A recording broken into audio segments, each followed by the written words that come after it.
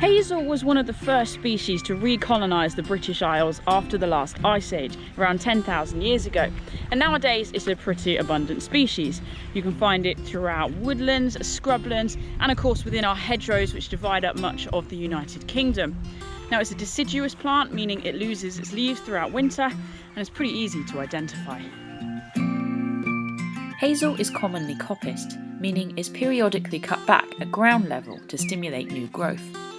The shoots then grow tall and thin and are characteristically bendy and flexible. The leaves are round or oval in shape with toothed edges and a pointy tip, and perhaps most notably is that they have a soft and hairy texture on the top, bottom and the stem. In the spring, trees host yellow catkins and tiny bud-like flowers, and in the autumn you might be able to spot some small green catkins instead.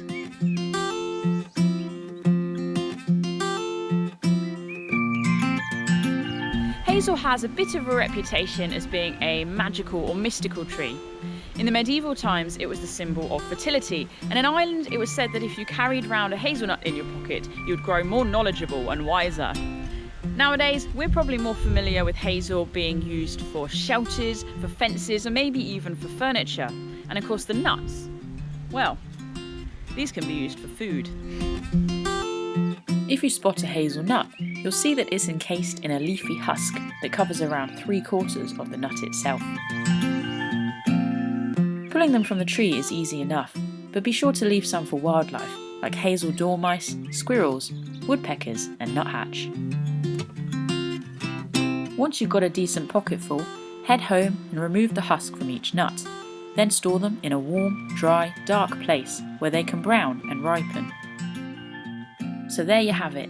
The nuts should keep for several months, and once removed from their shell, they can be eaten raw as a healthy snack or used in baking. Have fun!